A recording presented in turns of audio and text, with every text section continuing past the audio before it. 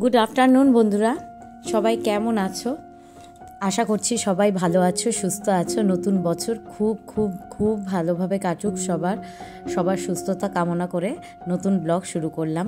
আমরা বেরিয়ে পড়েছি ঘুরতে যাওয়ার উদ্দেশ্যে।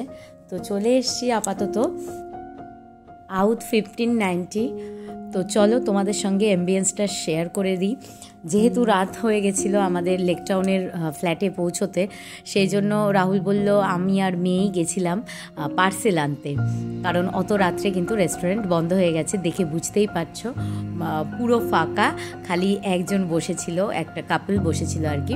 তো আমাদের ভেতরে আহ্বান করলেন তারা জানতে পেরেছে যে আমি ফটো তুলবো আর কি।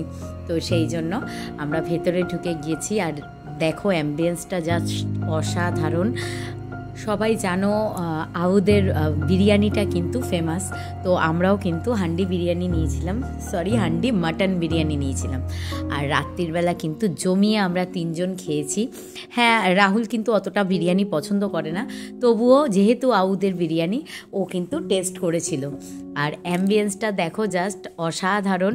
মানে যদি ঢুকতে না পারতাম সত্যি খুব কষ্টই হতো আর কি। পার্সেল নিতে আসলে তো রেস্টুরেন্টে আর ঢুকা যায় না, কিন্তু আমরা যেহেতু বাইরেই ফটো তুলছিলাম সেই জন্য ওনারা কিন্তু আমাদের ভেতরে আহ্বান করেছে। আর তোমাদের বললামই আগে থেকে যে অনেকটাই রাত হয়ে গেছিলো, প্রায় 11টা 10-15 বাজে আমরা যখন আউদে গেছি। আর প্রথমত অনেক দিন পর গেছি ওই জায়গাটায়, সেই জন্য কিন্তু রাস্তাটাও গুলিয়ে ফেলেছিলাম।